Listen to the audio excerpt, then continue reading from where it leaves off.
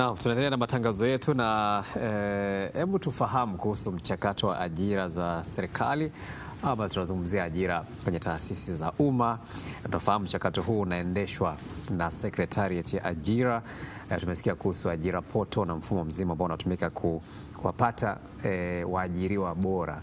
Sasa kuna maswali mengi ambayo nadhani unajiuliza kuhusu mchakato wote huu, na hapa tutapata majibu yake, lakini pia tutaifahamu kwa kina Secretariat ya Ajira na majukumu ambayo inafanya. Kwanza hapa tunaye Somwana Manjenga ambaye ni naibu katibu ambaye anasimamia management ya ajira kutoka Secretariat ya Ajira. Karibu sana Somwana. Asante sana. Na tunaye pia mkuu wa kitengo cha mawasiliano serikalini kutoka Secretariat ya Ajira, Lynn Chawala. Asante. Karibu sana. Asante sana. Karibuni sana. Asante. Yeah. Nafikiri tukianza kwa Lynn atatusaidia zaidi kwa sababu ni kama msemaji wa Secretariat ya Ajira kufahamu kuhusu taasisi hii na majukumu yake. Karibu. Sawa, nashukuru. Tunasema ofisi ya Rais Secretariat ya Ajira katika utumishi wa umma ilianzishwa miaka 16 iliyopita. Kwa hiyo kwa sasa ina miaka 16 na jukumu lake kuu na la msingi ni kuendesha mchakato wa ajira katika utumishi wa umma. Na hii inafanyika kwa niaba ya taasisi, wizara, mashirika, tunasema kwa niaba ya serikali. Kwa hiyo mchakato wote ule kuanzia kumpata mtumishi tunaendesha mchakato mpaka anapoenda kazini. Na unaweza ukajiuliza, kwa mfano tuna taasisi nyingi, kwa nini hizi taasisi haziajiri wenyewe? Watu waliangalia wakakaa wakaona kuna baadhi ya changamoto zilikuwa zinajitokeza wakati taasisi zinaajiri wenyewe, ikiwepo wenyewe mtakuwa mashahidi. Kuna baadhi ya taasisi kulikuwa kuna mambo ya udini, ukabila. Kwa hiyo ili kuzuia hivyo vitu wakaamua kuanzisha ofisi ya Rais Secretariat ya Ajira katika utumishi wa umma, ikiwa ni chombo ambacho kinasimamia huu mchakato wote kuanzia mwaka 2010 na mpaka sasa. Kwa hiyo hilo ndio jukumu lake kuu la msingi, ni kuratibu na kuendesha mchakato wa ajira katika utumishi wa umma. Sasa Na kuna namna nyingi ambazo kuna vitu vingi ambavyo tunavisikia huku nje kwamba hatupati ajira. Ni kuwa ajira hazipatikani au watu hawaombi au nini ambacho huwa kinatokea kwako? Somwana, huu mchakato wa ajira unaanzia wapi hasa? Mchakato wa ajira kwanza unaanzia pale ambapo mwajiri anatenga bajeti kwa ajili ya kuajiri watumishi wapya. Kwa hiyo mwajiri husika ni lazima yeye mwenyewe aseme kwamba kwa mwaka pengine wa fedha unaofuata nitahitaji kuajiri labda watumishi 50. Kwa hiyo baada ya kutenga ile bajeti ya mishahara ya kuajiri watumishi wapya ikishaidhinishwa na Bunge, ndipo kibali cha ajira huwa kinapatikana. Kwa hiyo Secretariat ya Ajira inaanza sasa mchakato baada ya kupokea kibali cha ajira ambacho kinatolewa na Ofisi ya Rais, Management ya Utumishi wa Umma na Utawala Bora. Kwa hiyo tukishapata kibali ndio tunachakata kile kibali, kujua mahitaji halisi ya kibali na kuzitangaza zile nafasi kwa umma. Kwa hiyo ajira zinapatikana, zinatangazwa, waombaji wanaomba, wanashindanishwa watakaokidhi vigezo, na wale watakaofanya vizuri zaidi ya wengine wanapangiwa vituo vya kazi. Na kwa kuongezea hapo, na mpaka sasa tunavyoongea, tokea Daktari Samia Suluhu Hassan aingie madarakani, zaidi ya watu 31,000 wameshapata ajira na tumeshawapangia vituo vya kazi. Ukimaanisha katika muhula wa pili?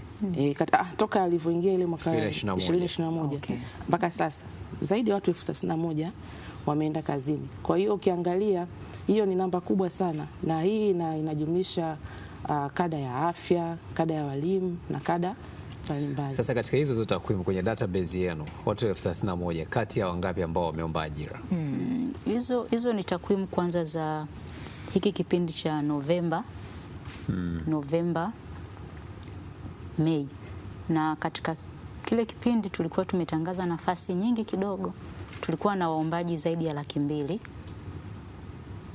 ambapo tulivyochakata tuliwapata ambao walikidhi vigezo zaidi ya 170,000. Ndio. Kwa hiyo kwa kipindi hiki ndo tumeajiri hao watu zaidi ya 31,000, lakini kwa ni kuanzia Novemba mwaka jana mpaka Mei mwaka huu. Ndio, na tunavyo za miaka hii ndio. Okay. Na tunavyoongea hivi sasa tunaendelea na usaili kwa ajili ya kujaza nafasi nyingine ambazo zinasubiri kujazwa. Sasa kuna makosa ambayo yanawafanya waombaji kutolewa kwenye mfumo mkiita shortlisting. Huwa ni makosa gani ambayo yanawafanya waombaji washindwe kuendelea na mchakato wa kupata ajira? Kosa la kwanza ni kutokuwa na sifa stahiki. Tunapotangaza nafasi za kazi tunazingatia miundo ya maendeleo ya watumishi ya taasisi husika. Kwa mfano labda TBC anapomhitaji mwandishi wa habari, muundo wake unasema kwamba ninataka mwandishi wa habari huyu awe amesomea shahada labda ya uandishi wa habari, mawasiliano kwa umma, pengine uhusiano kwa umma. Kwa hiyo wakati mwingine huwa tunapokea maombi kwa waombaji ambao hawana sifa za kielimu zinazohitajika na miundo ya watumishi. Kwa hiyo hiyo ni sababu mojawapo. Lakini sababu nyingine ni kutokukidhi masharti ya vigezo na masharti vilivyoainishwa kwenye matangazo ya kazi. Katika kila tangazo la kazi tunalolitoa kwenye tovuti, mwishoni kwenye ule kurasa mbili za mwisho huwa tunaweka masharti ya jumla ambayo waombaji wote wa fursa za ajira wanatakiwa kuzifuata. Kwa mfano tunasema barua ya maombi ya kazi iwe imesainiwa. Kwa hiyo mwombaji kazi ambaye atawasilisha barua ambayo hajaisaini anaweza akakosa nafasi ya kuitwa kwenye usaili. Tangazo limesema uwe umeambatisha vyeti vyote vya taaluma. Kwa hiyo unakuta mwingine kwa bahati mbaya amesahau kuambatisha cheti. Kwa hiyo kuna vigezo vile ambavyo vinawekwa kwenye tangazo la kazi. Kwa mwombaji ambaye hata timiza kigezo hata kimoja anaweza kukosa nafasi ya kuitwa kwenye usaili. Lakini kwa waombaji wote wenye sifa na wametimiza masharti na vigezo vyote vya yale matangazo ya kazi huwa wanaitwa kwenye usaili. Okay. Kumbe hakuna sababu za qualification ambazo zinaweza kumfanya mtu asiingie kwenye ile shortlisting. Manake kwa jinsi ulivyoeleza inaonekana vitu vingi ambavyo vinawaweka wengine nje ni ile yani kushindwa kutimiza vile vitu vinavyohitajika. Sio competition ya kitaaluma ama ya qualification. Sio kama umeelewa swali langu au sio kama niko sahihi katika hiyo. Nimekuelewa. Tunaanza kwanza kuangalia sifa za kitaaluma. Kama nilivyosema, muundo umesema unamhitaji mtu awe amesomea nini. Okay. Kwa hiyo kwa wale ambao hawana zile sifa za kitaaluma, ndio hiyo qualification iliyoisema, na wenyewe pia hawataitwa kwenye usaili. Okay. Hatuwezi kutangaza nafasi ya afisa habari tukamkuta mwombaji ambaye amesomea labda human resource management tukamwita kwenye usaili. Kwa hiyo kitu cha kwanza tunaangalia sifa za kitaaluma zinazohitajika na muundo wa taasisi husika. Kwa yule ambaye hana hataitwa. Lakini sasa wengine ndo kama nilivyosema, anakuwa na sifa za kitaaluma lakini anakuwa hajatimiza yale masharti au vile vigezo vilivyoainishwa kwenye tangazo. Kwa mfano tumesema mwandishi wa habari tunataka awe amesomea shahada ya mawasiliano kwa umma. Inawezekana ni kweli umesomea shahada ya mawasiliano kwa umma, lakini tulikwambia uambatishe barua ya maombi ya kazi ambayo umeisaini wewe muombaji. Ukiweka barua ambayo haijasainiwa, wengi unakuta ingia tu kwenye kompyuta, anachapa ile barua, aisaini, anaiambatisha kwenye mfumo wakati anaomba kazi. Kwa hiyo hicho pia ni kigezo ambacho kinaweza kukuondoa usiitwe kwenye usaili, kwa sababu uliambiwa usaini barua ya maombi ya kazi lakini wewe hujaisaini ile barua. Kwa hiyo vyote vinaangaliwa, sifa za kitaaluma, lakini pia vile vigezo vingine vilivyoainishwa ambavyo waombaji kazi wanatakiwa kuvizingatia na kuvifuata kwenye tangazo la kazi. Kuna swala la vyeti hapa ambavyo waombaji wanaviambatanisha. Ni kwa namna gani mnaangalia uhalali wa vyeti na kuepusha kuwachukua waombaji ajira ambao wana vyeti vya kughushi?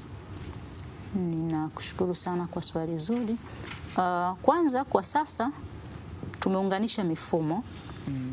Kwenye eneo la kidato cha 4 na cha 6, muombaji kazi kwa sasa hapakii vyeti.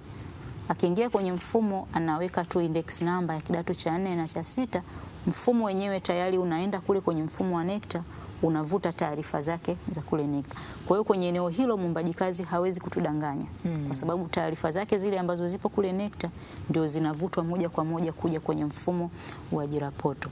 Kwenye eneo la vyeti vya kitaaluma kwa maana ya kuanzia vya diploma kule degree na kuendelea, bado tunaendelea na kuunganisha mifumo. Tukiweza kuunganisha mifumo yote na kwenye itafanyika utaratibu kama huo. Lakini kwa sasa kwenye hivyo vyeti vingine ukiondoa cha form 4 na cha kidato cha 4 na 6, waombaji kazi kwanza wanatakiwa kwenda kuthibitisha ile nakala kwa mwanasheria.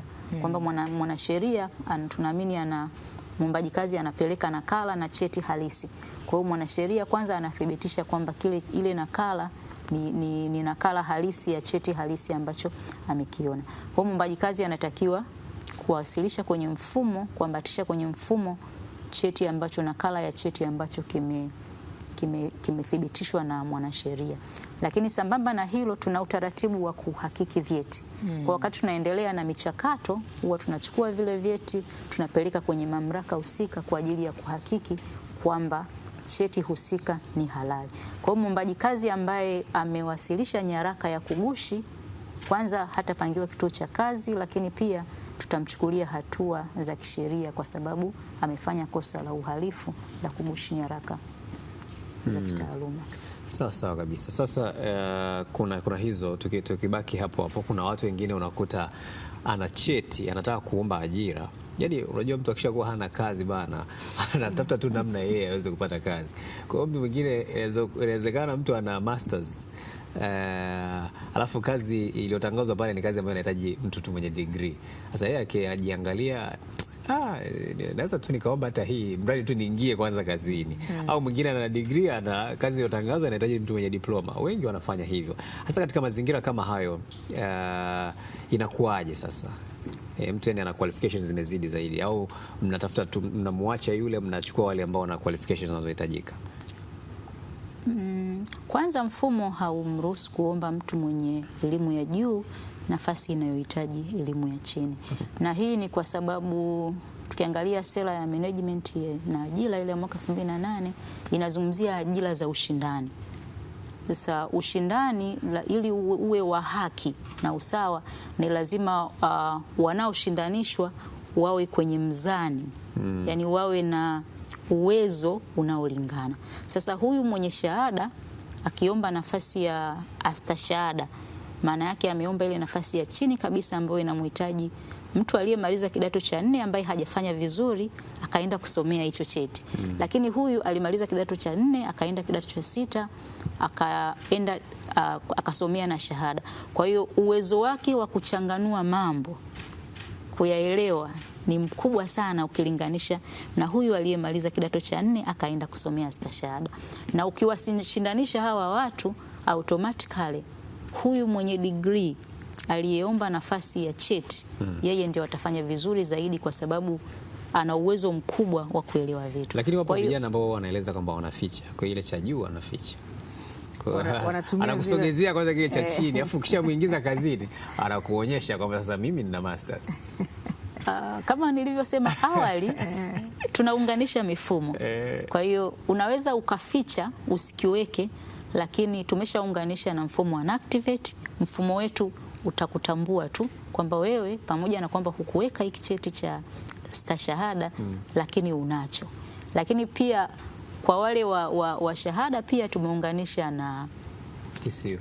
Tunaendelea kuunganisha na TCU, lakini tumeunganisha na mfumo wa bodi ya mikopo ya elimu ya juu. Kwa hiyo tutakutambua tu kwamba wewe ni mdau, wewe una shahada. Kwa hiyo mifumo hata ukificha mifumo ina uwezo wa kukutambua.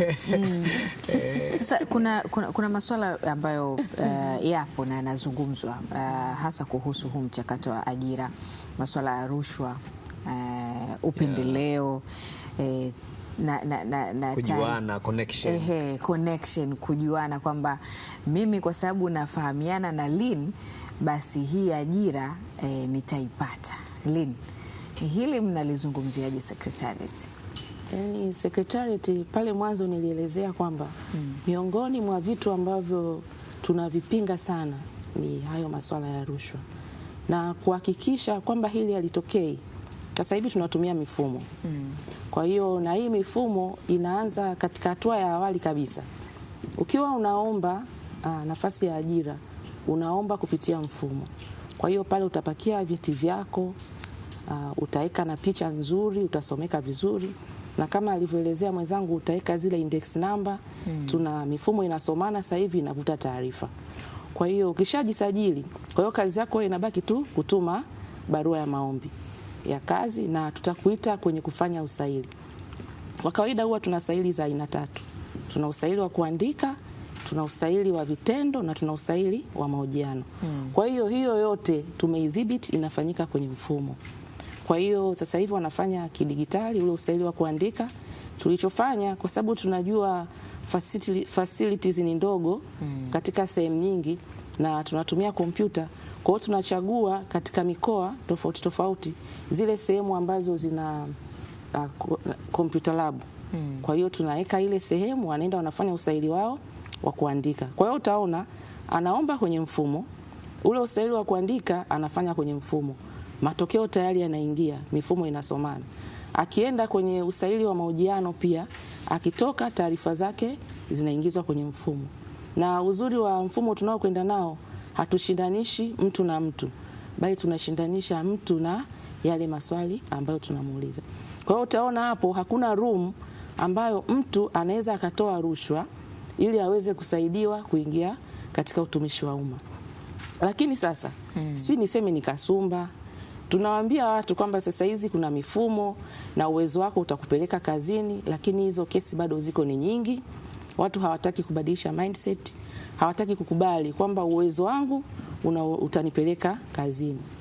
Unadhani kwa nini hizo mindset hazibadili? Kwa nini fikra hizo haziondoki? Yaani fikra haziondoki na sisi tunajitahidi sana na ndio maana leo tuko hapa pia kutoa elimu kwamba uwezo wako ndo utakupeleka kazini. Na sisi tunaangalia sana uwezo. Wewe na bahati mbaya ambao wanachukua hizo rushwa wakiahidi kwamba watawasaidia kuwapeleka kazini, sio wahusika kabisa. Na hawapo kwenye mfumo kabisa. Lakini wanamwangalia mtu, wanajua huyu anayetafuta kazi sasa hivi ndio fursa kwake. Kwa hiyo akimwambia nipe 200,000, 300,000, kuna mtu nafahamiana naye pale Sekretarieti ya Ajira atakusaidia. Mtu anakuwa willing kutoa kwa sababu mawazo yake alishayaweka kwamba nikitoa rushwa nitafanikiwa. Kwa hiyo sisi tunataka kuambia kwamba tumedhibiti mifumo yetu, haturuhusu kabisa hiyo mianya ya rushwa. Na bahati mbaya zaidi, wakiwa wanaanza kwenye kupeana rushwa hawatoi taarifa. Mtu akishachukuliwa hela yake, kazi hajapata, baadaye ndo anakuja sasa anaanza kulalamika kwamba bwana, mtumishi wenu fulani aliniahidi, nimetoa hela atanisaidia, lakini hajanisaidia mpaka sasa. Miezi 6 imepita. Mwambia sasa wewe, wakati mwanzo pale amekupigia simu, lete hela nikusaidie, kwa nini hujatoa taarifa? Lakini kuna yapo ambayo yanasemekana kuwa wale ambao wanajitolea ndani ya taasisi ambazo baadaye zinakuja kutangaza ajira, hawa wanapendelewa zaidi kuliko yule ambaye anakuwa ametoka nje. Ofisi ya Rais, Sekretarieti ya Ajira katika utumishi wa umma, misingi yetu ambayo tunaisimamia ni haki, uwazi na usawa. Na huwa tunategemea kama wewe unajitolea sehemu, kwa mfano tuseme wewe afisa habari unajitolea katika halmashauri fulani au wizara fulani, tunategemea wewe utakuwa na uwezo zaidi kuliko yule ambaye anajitolea. Kwa sababu ukija kwenye usaili, sisi huwa hatuulizi maswali nje ya profession yako, tutakuuliza ile taaluma yako. Kwa hiyo tunategemea tukikuuliza swali kwa sababu una experience, utujibu vizuri na uanze kwenda kazini. Sisi tunasimamia haki, uwazi na usawa. Kwa hiyo hata kama unajitolea mahali, tutakuita. Sawa, utafanya usaili kulingana na wale watu ambao tumewaita kwa pamoja. Na ndio maana huwa saa nyingine watu wanashangaa, Sekretarieti ya Ajira mnaweza mkao na nafasi 10, lakini kwa nini mnaita watu 1000, 2000? Kama nilivyosema, haki, uwazi na usawa. Kama una sifa zile za msingi, utaitwa kwenye usaili na pale ndo wewe mwenyewe utaanza kujichuja. Tunataka wote, kila mtu apate haki yake. Na hiyo ni hoja ya msingi sana na kwa kuongezea pia wizara wizara imekuja na mwongozo wa wale wanaojitolea wafanye kitu gani. Kwa hiyo sisi, lakini kama sisi hatuangalii hiyo ya kujitolea, mamlaka zingine ndo zinaenda zaidi kwenye hiyo ya kujitolea. Nilikuwa nataka kuongezea hapo kwenye mchakato ambao unaendeshwa na Sekretarieti ya Ajira, mwombaji kazi anayejitolea na wale ambao wako nje wote wanashindanishwa kwa usawa. Kwa hiyo kama atafaulu vizuri huyu anayejitolea ndiye atakayepangiwa, lakini pia kama atafaulu vizuri yule ambaye hajitolei ndiye atakayepangiwa. Lakini kingine nilikuwa nataka kuongezea pale kwenye ile kesi ya rushwa, wanapoleta zile taarifa, tukifuatilia wale wanaowatapeli sio watumishi wa taasisi yetu. Kwa hiyo ni watu tu ambao wako mtaani, wameona hii ni fursa ya kuwatapeli watafuta ajira. Kwa hiyo wanawatapeli, na wadau wetu kwa sababu wanatafuta ajira wamekuwa wakitapelika kirahisi. Lakini kikubwa waombaji wetu wa ajira wanachotakiwa kujua, Sekretarieti ya Ajira inawasiliana na wadau wake kupitia mifumo yetu. Kwa sisi tunapompangia mwombaji kazi kituo cha kazi, kwanza huwa tunatoa majina kwenye tovuti, lakini mwombaji kazi yeye anapata barua yake ile ya kupangiwa kituo cha kazi kwenye akaunti yake ya Ajira Portal. Kwa hiyo mtu yeyote anayekwambia nipatie kiasi fulani akakutumia ile barua kwenye email au kwenye WhatsApp, huyo ni tapeli tu ambaye anataka kumtapeli mwingine. Anasema najuana na somwana kabisa. Majina yetu yamekuwa yakitumika sana bila ya sisi kujua. Kwa hiyo wadau wetu watambue kwamba sehemu pekee ambayo wao itawaonesha kwamba wamepata ajira. Kwa hiyo hata akikwambia kuna hiki, fuatilia kwenye akaunti yako.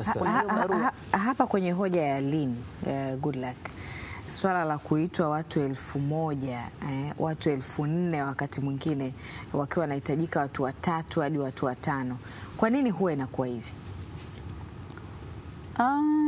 Kama ambavyo tumesema ni ushindani, na sera inasema watu wote ambao watakidhi vigezo washindanishwe. Kwa hiyo hata kama tumetangaza nafasi 3 wakaomba watu 2000 na wale watu 2000 wakawa na sifa, hatuna sababu ya kusema tumwite Goodluck tumwache Lynn. Kama wote mna sifa na mmekidhi vigezo, basi wote mtaitwa ili mshindanishwe. Watakaofanya vizuri katika hao 2000 ndio watakaopangiwa kazi. Sawa sawa kabisa. Nafikiri hata lile uliokuwa unasema, alikuwa amegusia, nataka niulize swali wakati amesema kuhusu watu wanaojitolea. Nafikiri ilikuwa ni mijadala ambayo ilikuwa inaendelea, nafikiri bado haijafanywa maamuzi na kubadilisha utaratibu uliopo, sababu kuna kwa mfano kama bungeni walikuwa wanaeleza kwamba labda mifumo inayotumika sasa hivi inaweza ikabadilishwa katika namna ambayo itatoa nafasi zaidi kwa wale waliojitolea, lakini kama alivyoeleza hapo kwamba ni ushindani ndio unatumika zaidi. Lakini jambo lingine ambalo limekuwa changamoto ni kuhusu sehemu mnaita watu wengi, lakini pia sehemu za kwenda kufanyia usaili. Mtu amepangiwa kufanyiwa usaili Dodoma, anasafiri kwenda Dodoma, alafu baada ya muda mnabadilisha, na huyo mtu ameshatumia nauli kufika kule. Kwa nini mnafanya hivyo? Kwanza tunamshukuru sana Mheshimiwa Rais Dr. Samia Suluhu Hassan kwa kutambua changamoto ya waombaji kazi kusafiri mara kwa mara kwenda kwenye usaili. Kwa hiyo alitoa maelekezo ambapo kwa sasa saili zinafanyika katika ngazi ya mikoa. Kwa hiyo waombaji kazi kwa sasa hawalazimiki kusafiri kutoka kwenye mikoa waliopo kwenda, zamani ilikuwa ni Dodoma au Dar es Salaam, kuja kufanya usaili. Kwa hiyo sisi ndo tunawafuata, wanafanyia saili zile za kuandika za michujo katika mikoa yao, na saili za mahojiano pia zinafanyika katika mikoa yao. Kwa hiyo kwa sasa tumepunguza sana ile gharama walizokuwa wanaziingia wasailiwa za kusafiri kutoka mkoa mmoja kwenda mkoa mwingine kwenda kwenye usaili. Na hiyo imeanza lini?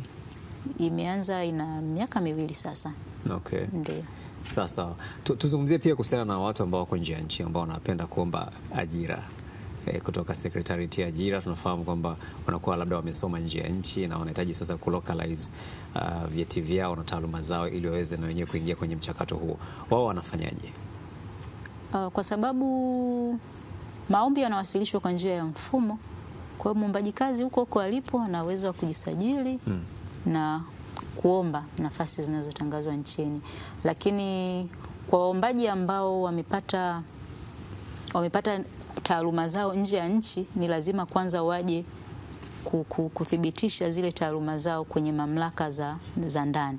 Kwa kama amesoma kidato cha 4 na cha 6 nje ya nchi, basi lazima aende pale NECTA, ili NECTA wao sasa watathibitisha ile taaluma yake aliyoipata.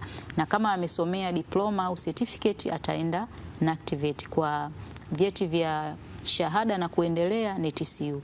Kwa hiyo akishafanya hivyo, akapata ile uthibitisho wa mamlaka husika za elimu za nchini, anaweza kuomba kazi popote pale alipo nje ya nchi. Sasa tuzungumzie mfumo wenyewe, mfumo ambao ni maarufu sana, Ajira Portal. Yep. Bila shaka una akaunti ya Ajira Portal. Naachaje kuwa na akaunti bwana? Niliwahi kutumia kabla sijaja huku nilitumia sana enzi hizo. Mimi pia nimewahi kutumia mfumo wa Ajira Portal. Nina akaunti kule. Uzuri mfumo ule. Vijana wenzangu wasikate tamaa, tusikiwe itafika. Bakira sisi tulijaribu sana. Nimewahi kuitwa interview watu 1400. Sema nitatumwa kwa hawa watu. Mfumo huu wa Ajira Portal ni mfumo ambao unahitaji uelewa pia katika kuutumia.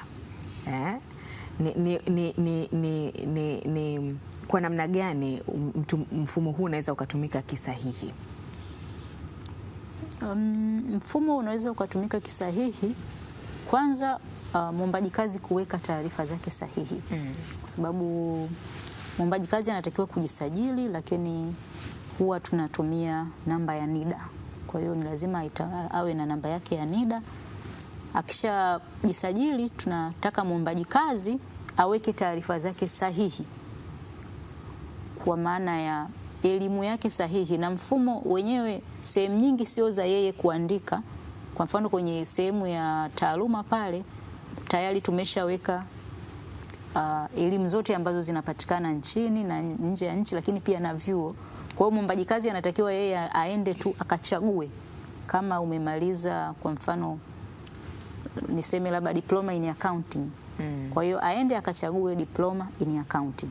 Kwa hiyo akichagua vitu sahihi na vile ambavyo wanahitajika kuweka taarifa sahihi, mfumo hautamsumbua. Lakini kwa sasa hivi tuna changamoto ambayo wengi wanaipata waombaji kazi. Waombaji kazi wanaenda kuchagua vitu ambavyo sio sahihi kwao. Mtu ana diploma in accounting anaenda kuchagua advanced diploma in accounting. Sasa kama ambavyo tumesema pale, mfumo hauwezi kukuruhusu uombe nafasi ya chini. Kwa hiyo tunapotangaza sasa nafasi inayohitaji diploma, mwombaji kazi huyu anaanza kuhangaika kwa sababu amechagua kozi ambayo sio yake. Kwa hiyo rai yetu kwetu, waombaji kazi waweke taarifa zao sahihi. Lakini eneo lingine ambalo kwa sasa linasumbua, waombaji kazi wetu wamekuwa wanasahau sana email yao na zile password ambazo wanatumia kuingilia kwenye mfumo. Kwa hiyo tunaomba sana waombaji kazi wetu wawe wanakumbuka zile email zao za kuingilia kwenye mfumo na password, kwa sababu wanaenda kuajiriwa serikalini, na serikali sasa hivi kwenye kila kitu inatumia mifumo. Kwa hiyo ni muhimu mwombaji kazi kuanza sasa kutengeneza hiyo tabia ya kukumbuka. Wengi unakuta anakuwa amesave kwenye simu, akipoteza hiyo simu basi anakuwa anashindwa kupata huduma. Lakini pia kwa yule ambaye amesahau password, pale kwenye mfumo kuna sehemu ambayo mwombaji kazi ana uwezo wa kujihudumia bila kupiga simu Sekretarieti ya Ajira. Akienda tu kwenye sehemu ambayo imeandikwa forgot password pale, akiingiza email yake, mfumo utamtumia ile temporary password ya yeye kuitumia. Lakini bado sasa hapo kuna changamoto nyingine, unakuta mwombaji kazi huyu amesahau password, lakini pia amesahau na email.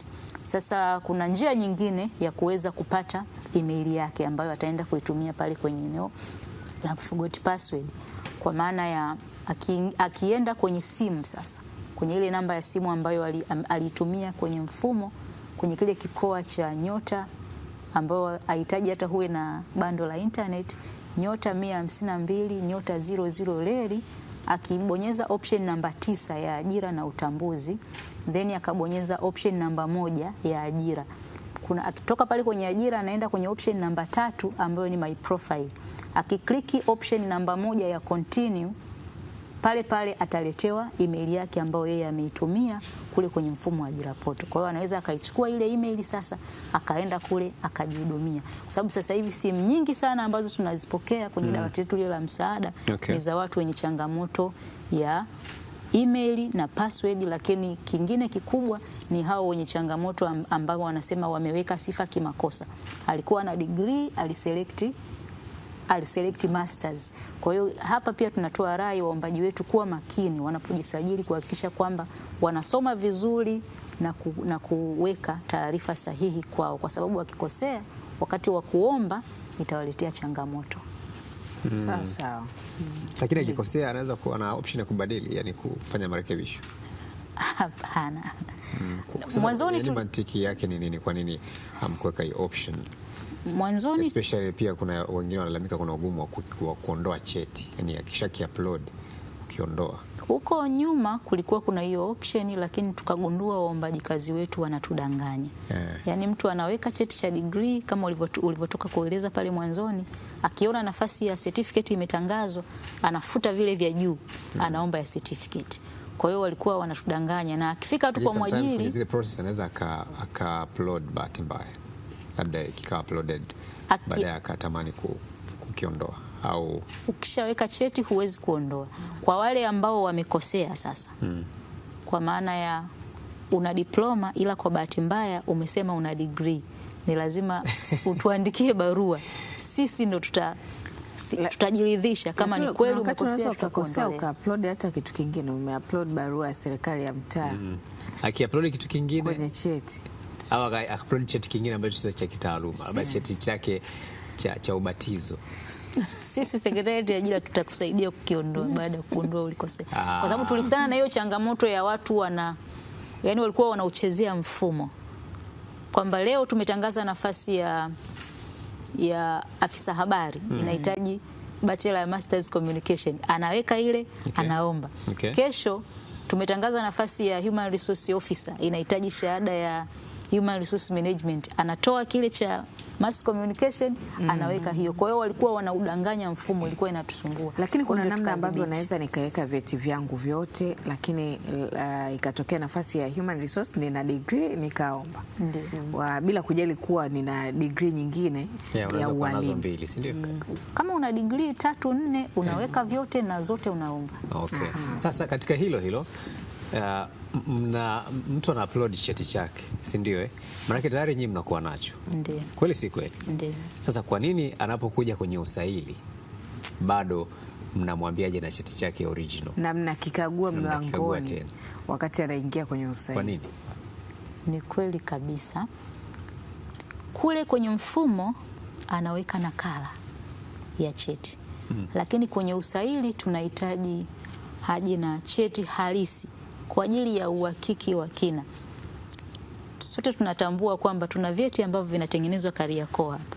Kwa hiyo mtu anaweza akaenda akatengeneza ile nakala pale Kariakoo, lakini cheti halisi kile kilichotolewa na, kama ni cha chuo, kilichotolewa na Chuo Kikuu cha Dar es Salaam pale kitakuwa tu kimoja.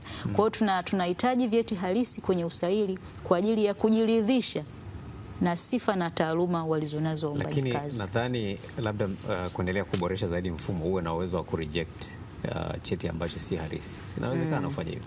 Ndio maana nilisema kule tunavyoendelea kuunganisha mifumo, itafika wakati mwombaji kazi akiingiza tu namba unavuta taarifa zake zilizopo kule chuo. Kwa hiyo tukifika huko hatutakuhitaji uweke cheti kwenye mfumo, pengine mchakato itakuwa rahisi zaidi.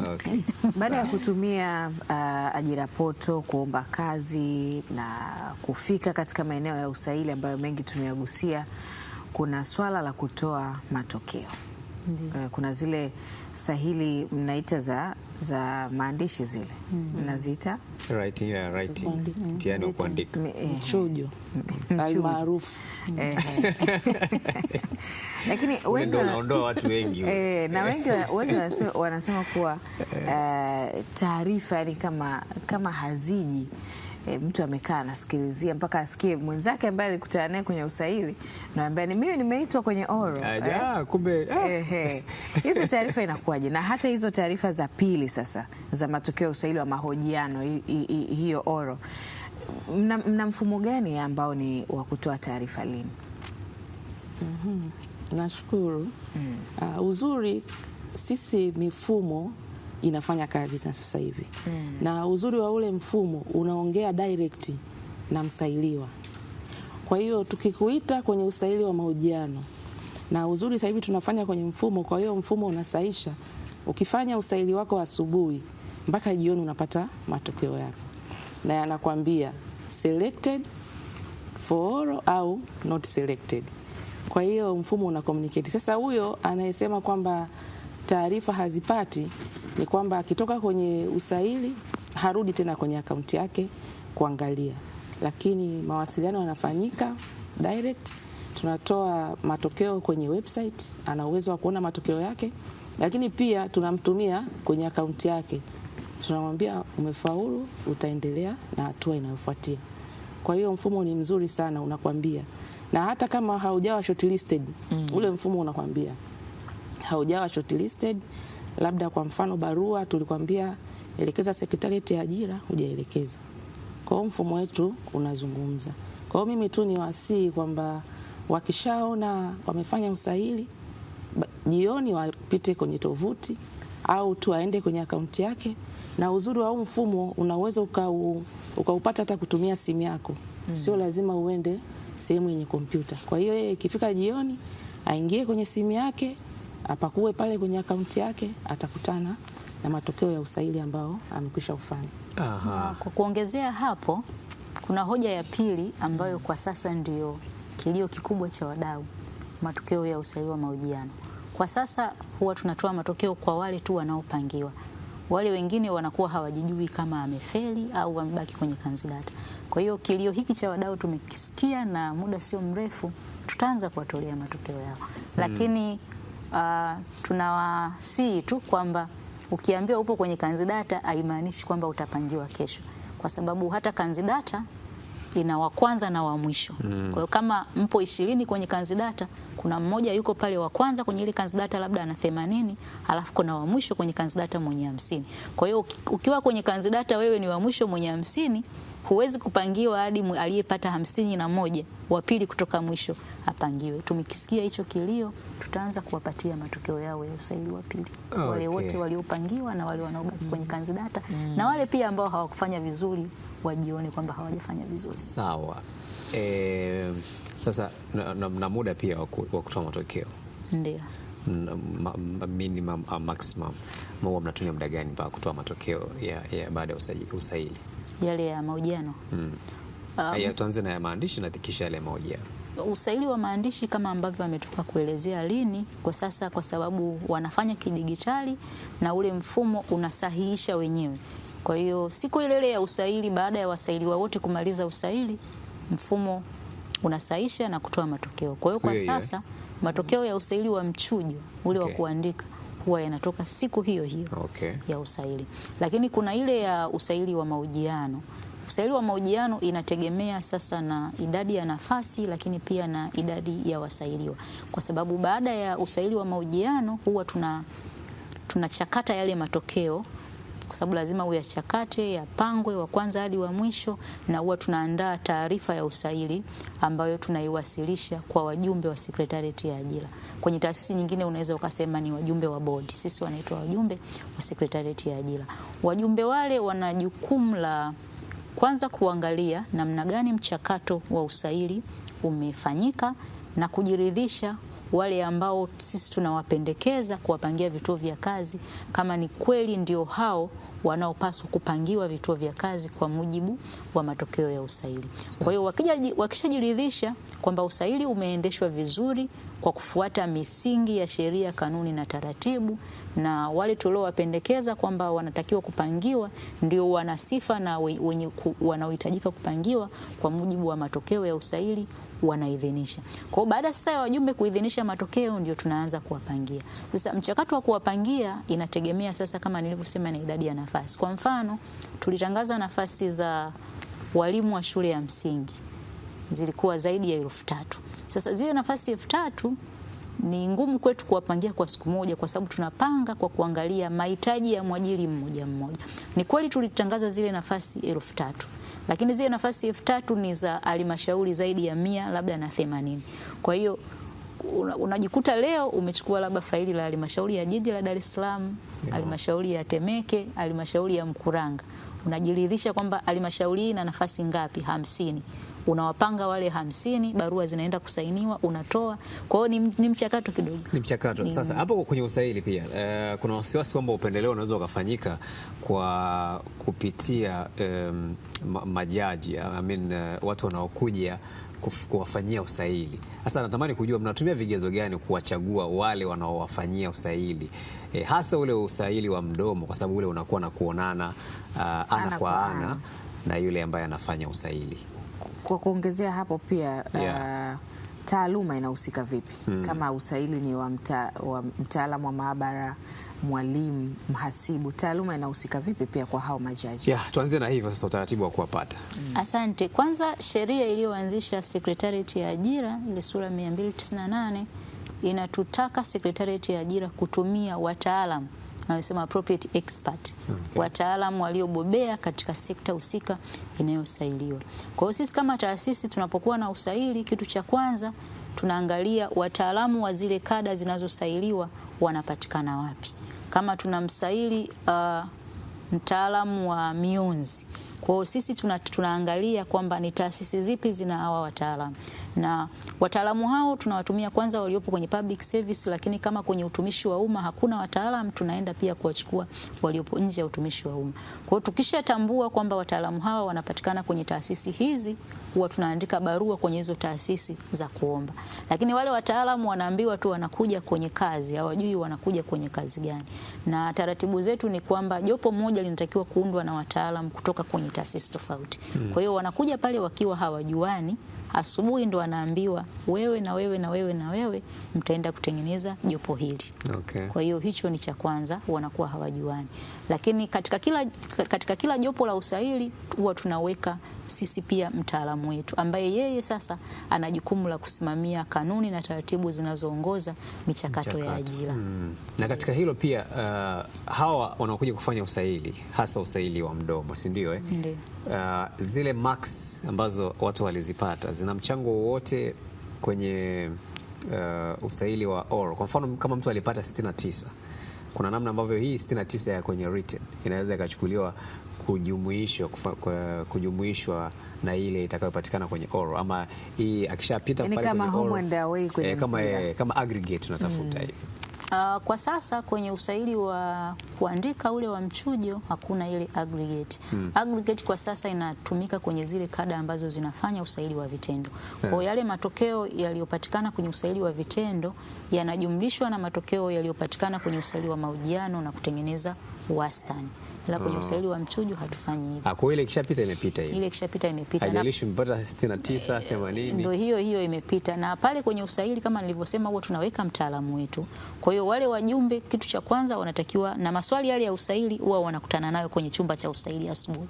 Kwa hiyo wanayapitia na kuyaangalia tu kama yako sawa. Kwa hiyo wakati wa usaili, msailiwa akishasailiwa, wajumbe lazima wenyewe pia waulizane kwamba huyu msailiwa tumemuonaje. Inawezekana sasa kama ulivyosema, mimi nina jambo langu, msailiwa akajibu vizuri lakini nimempa 50. Lakini kuna mjumbe mwingine pale amempa 90. Kwa hiyo lazima sisi kama wataalamu tuulizane, mbona huyu mtu amejibu A, B na C, wewe kwa nini umempa 50? Na haya majibu aliyoyajibu ni majibu sahihi. Kwa hiyo yule ambaye anaonekana either alimuonea sana msailiwa au alimpendelea msailiwa atatakiwa kuharmonize alama zake ili kutengeneza ile sasa haki kwa msailiwa. Kwa hiyo hapo inawezekana mtu akapata 69 kwenye mtihani wa kuandika. Ndiyo. Na mwenzake mwingine akapata 80, manake wote wakaenda kwenye mtihani wa mahojiano. Na huyo alipata 69 akamshinda yule alipata 80. Inawezekana? It is possible, inawezekana. Kwa sababu matokeo ya usaili wa mahojiano ndio matokeo ambayo yanaamua matokeo ya usaili wa mwisho. Usaili wa mchujo huku kwanza haufanyiki kwenye kada zote. Unafanyika tu pale ambapo idadi ya nafasi zilizotangazwa ni chache sana ukilinganisha na waombaji waliokidhi vigezo. Kwa hiyo tunaufanya kwa lengo la kupunguza waombaji kazi wenye sifa ili wapatikane wachache ambao watakuwa manageable kwenye jopo la usaili kwa mujibu wa kanuni, ambapo nafasi moja inatakiwa kushindanishwa na waombaji watatu. Kwa hiyo maana yake tutapata tengeneza wastani watatu mmoja, tunapata mmoja. Kwa hiyo kama nafasi iko moja, maana yake ule mtihani wa kuandika inabidi ubakishe watu watatu. Ndio. Lakini kama sasa ndo tumetangaza nafasi moja lakini waombaji waliokidhi vigezo ni watatu, hawapitii ile hatua ya kuandika, wanaenda moja kwa moja kwenye usaili wa mahojiano. Ili msiwachoshe. Ndio. Maana wako watatu. Sawa. Kuna ajira za watu wenye ulemavu. Mnaangazia vipi usawa kwa watu hawa? Kwanza watu wenye ulemavu, matangazo yale yanawashawishi. Katika kila tangazo huwa tunasema watu wenye ulemavu wanashawishiwa kuomba lakini tunawahitaji pia waainishe aina ya ulemavu walionayo pale kwenye mfumo. Na mwombaji yeyote mwenye ulemavu ambaye amekidhi sifa na vigezo kwa mujibu wa tangazo anaitwa kwenye usaili kama wasailiwa waombaji wengine ambao wana sifa za nafasi husika. Na kwenye usaili ule wa kuandika, mwombaji mwenye ulemavu yeye akipata alama zile za kuanzia za ufaulu huwa anaendelea na hatua inayofuata, hata kama sababu wakati mwingine ufaulu wa alama za mchujo za kuingia kwenye usaili wa mahojiano unaamuliwa na idadi ya nafasi. Kwa hiyo wakati mwingine watu wanakuwa wamefaulu sana lakini nafasi ni chache. Kwa hiyo unakuta ile cut point ya wale ambao wanaingia kwenye usaili wa mahojiano imekatia kwa mtu aliyopata 70. Kwa hiyo huyu mwombaji mwenye ulemavu hata kama amepata ile 50.00 ataenda kwenye hatua inayofuata ya usaili sambamba na wale waliopata 70 kule juu. Na kwenye usaili wa mahojiano mwombaji mwenye ulemavu akipata alama za kuanzia za ufaulu ambazo kwa kada za kawaida ni 50, kwa kada za wanataaluma ni 70. Akipata ile alama ya kuanzia ya ufaulu anapewa kwanza yeye nafasi ya kuajiliwa. Akishaajiliwa yeye ndipo wengine watapangiwa vituo vya kazi. Kwa hivyo kuna namna ambavyo mnawaangalia kwa utofauti. Ndio. Huu mchakato wa ajira unaishia wapi kwenu Secretariat? Kwa sababu kuna baada ya kupangiwa vituo vya kazi kuna sisi ambao tunataka kuhama. Umenipangia na Njilinji kwetu, lakini nataka kufanya kazi Tanga mjini. Huku hili jambo lipo ndani yenu ama mchakato wenu unaishia katika eneo lipi lini? Asante. Mchakato wetu unaishia pale ambapo tumesha kufanyia usaili, tumesha kukupa barua, na uzuri wa sasa hivi barua unaipata kwenye mfumo. Kwa hiyo ukiingia kwenye akaunti yako pale nakwambia barua yako unaikuta, unatakiwa labda ukaripoti katika halmashauri ya manispaa ya Namtumbo. Maanake pale unapopata ile barua mchakato wetu sisi unaishia hapo. Ukishaenda kuripoti kwa mwajiri ukaanza kupata mshahara wako ule wa kwanza, maanake wewe umeshahama kwenye mamlaka yetu, sasa unahamia katika mamlaka nyingine. Kwa hiyo tunawashauri sana wale ambao, na hizo kesi sasa hivi zimekuwa ni nyingi sana, tunawapangia watu nenda karipoti katika taasisi fulani, lakini kwa sababu yeye alikuwa amelenga kwenda kwenye taasisi fulani, unakuta haendi, anachukua ile barua anarudi anatuambia naomba mnibadilishie kituo cha kazi. Kwa hiyo sisi mamlaka yetu inaishia pale ambapo tunakupa barua ya kwenda kuripoti katika kituo cha kazi. Kama unataka kuhama, manake hiyo ni mamlaka nyingine tofauti. Ambayo ni mamlaka ipi? Ambayo ni kwa mamlaka inayohusika na uhamisho ni Ofisi ya Rais, Management ya Utumishi wa Umma na Utawala Bora, lakini kwa nafasi za walimu ni TAMISEMI. Na hapa pia sisi hatuamui tu kusema sasa tunampangia mtu halmashauri ya jiji la Dar es Salaam. Nini ambacho mnakiangalia? Tunapanga kulingana na uhitaji.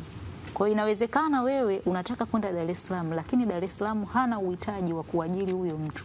Huko tuliko kupeleka Kiteto ndiko kwenye uhitaji na ndiko bajeti ya kukulipa wewe mshahara ipo huko Kiteto. na bahati huko nzuri ulipopelekwa Gidas na bahati nzuri kwenye barua zao zile za kuomba kazi huwa wanasema niko tayari kufanya kazi mahali popote pale. Kwa hiyo na sisi tunapovuta faili tunaangalia huyu halmashauri ya Nkasi anahitaji afisa habari, kwa hiyo tunakuchukua wewe afisa habari tunakupeleka. Hiyo inaitwa kokote. Kwa hiyo huwa tunapanga kulingana na mahitaji ya sehemu husika. Hiyo inaitwa kokote, popote, momote. momote. Lakini ninyi secretariat ndio ambao mnawapangia hawa waombaji wa ajira kazi, mnawapangia huyo aende kule, huyo aende kule. Yeah. Ndio. Okay. Ndio unawapangia. Sasa nilitaka pia tukumbuke kwamba tulisema tuna mfumo na ule mfumo huwa unaweka kwa ufaulu, kwa alama. Kwa hiyo sasa sio kwamba tunaamua tu kwa sababu huyu fulani aende sehemu fulani. Tunaangalia sasa hivi kibali kilichopo ni hiki na ndio kinachofanyiwa kazi. Kwa hiyo tunaingia kwenye mfumo, unaambia pale labda niletee maafisa habari 5 au wahasibu 5.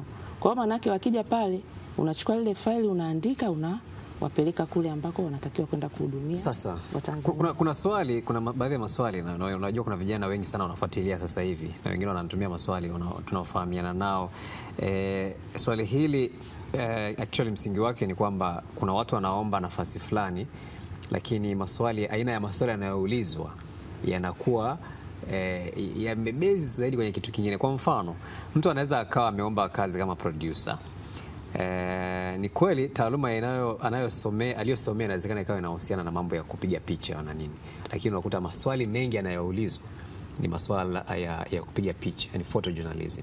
Au mwingine anaomba kazi kama afisa uhusiano kwa umma ama afisa mawasiliano kwa umma, na pale kwenye vigezo vya kitaaluma ni kwamba huyu mtu anaweza akawa amesoma bachelor ya marketing, bachelor ya journalism, mass communication ama PR, lakini unakuta maswali yameegemea zaidi upande mmoja, yani kwamba labda mtu anaulizwa zaidi maswali ya marketing au anaulizwa zaidi maswali ya PR. Sasa hii inakuwaje? Huwa mnafanya nini katika kuchagua haya maswali? Maana kuna malalamiko kwa upande huo. Kwanza sisi kama Sekretarieti ya Ajira huwa tuandai sisi maswali. Maswali yale huwa tunawatumia wataalamu waliobobea kwenye eneo husika ambao ndo wanaandaa yale maswali. Lakini hapa tunazungumzia saili za aina 2 au 3. Tuna usaili wa vitendo, usaili wa mchujo na usaili wa mahojiano. Kwenye usaili wa mchujo ile ni tunaita aptitude test ambayo inaweza ikajikita zaidi kwenye kupima uelewa. Kwa hiyo kwenye usaili wa mchujo mwombaji kazi anaweza akaulizwa maswali ya taaluma yake kidogo, lakini akaulizwa maswali yanayopima general skills na general knowledge kidogo. Kwa hiyo pale ndo unaweza kukutana pengine na wewe ni mwandishi wa habari, lakini wakutana hata na maswali ya civics ya form 4. Kwa hiyo hiyo inaweza kutokea. Lakini kwenye usaili wa vitendo mara nyingi kwa nini mnafanya hivyo na sisi tunahitaji mtu ambaye ni specialized? Sasa kule kama tulivyosema ni aptitude test.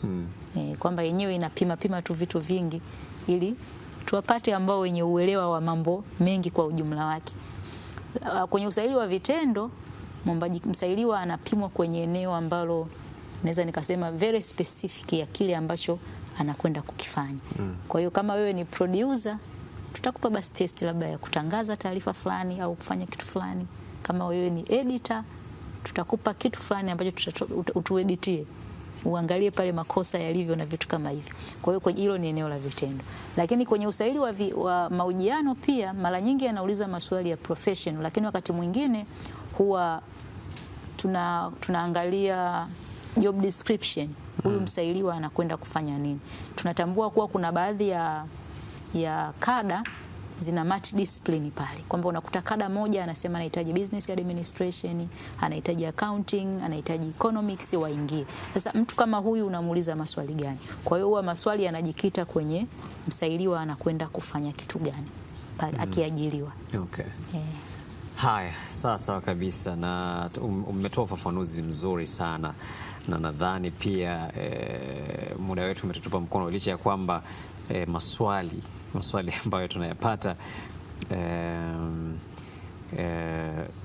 Musa Mwaim anasema nimefuatilia kipindi, nimefurahishwa sana na kipindi kizuri, maswali mazuri. Hongereni sana. Sawa. Kwa kumalizia, mna lipi la kuambia sasa vijana ambao wanatarajia kutumia michakato yenu ya ajira kwa ufupi? Kwa ufupi napenda kuambia wadau wetu, hasa waombaji kazi zinazotangazwa serikalini kupitia Sekretarieti ya Ajira. Ajira za serikali zinapatikana kwa njia ya ushindani. Kwa hiyo waombaji kazi wetu waombe kazi zinazotangazwa, na kikubwa wajiandae vizuri na usaili. Kwa sababu usaili ule ni ushindani, na kwenye usaili sio tu kufaulu, umefaulu ukilinganisha na nani. Kwamba unaweza ukafaulu ukapata 70 lakini kuna mwenzio amepata 78. Yule mwenye 78 ndio atakayepata kazi. Kwa hiyo wajiandae vizuri na usaili, lakini kikubwa ni kwamba nafasi zetu zote za ajira zinatangazwa kupitia tovuti, na wanaopangiwa vituo vya kazi wanatumiwa barua kwenye akaunti zao. Waepuke kutapeliwa. Matapeli wapo na wameona sehemu ya ajira ni eneo zuri sana la wao kujipatia fedha kwa njia ya haraka. Kwa hiyo waepuke kutapeliwa, wafanye usaili, wajiamini, wafaulu, watapangiwa vituo vya kazi. Nakushukuru sana Biso Mwana. Na wakati tukiwa tunamaliza, good luck. Ukiingia kwenye ukurasa rasmi wa Sekretarieti ya Ajira, nafasi za kazi ziko namna hii. Sasa tukutane huko kwenye ajira poto. Shukran sana Biso Mwana Manjenga, naibu katibu ambaye unasimamia management ya ajira. Lakini tunakushukuru pia Bilin Chawala ambaye ni mkuu wa kitengo cha mawasiliano serikalini kutoka Sekretarieti ya Ajira. Tunakamilisha hivyo. Asante sana.